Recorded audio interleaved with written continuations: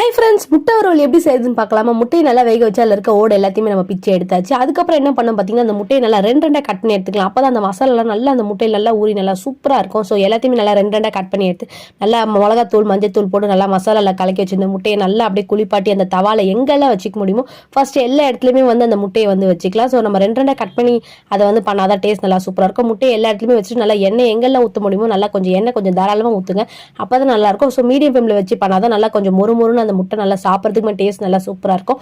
ஒரு சைடு நல்லா சூப்பராக வெந்துருச்சு. இப்போ இது எல்லாத்தையுமே திருப்பிக்கலாம். ஸோ ஒரு சைடு திருப்பிட்டு திருப்பின சைடுமே திரும்பி கொஞ்சம் எண்ணெய் நல்லா ஊற்றி எடுத்துக்கலாம். அப்போ தான் இன்னும் நல்லா கிறிஸ்பியாக வரும். ஸோ இது நல்லா வெந்து வந்துருச்சு பாருங்க.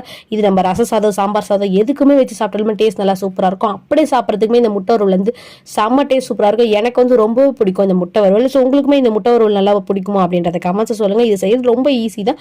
ஸோ நம்ம கொஞ்சம் கடை நிறைய விதம் வந்து செஞ்சிருக்கோம். இன்னைக்கு நம்ம இந்த முட்டை வறுவல் தான் நம்ம வீட்டில் ஸ்பெஷல். உங்கள் வீட்டில் என்ன ஸ்பெஷல் இதை ஷேர் பண்ணுங்க. பாய்.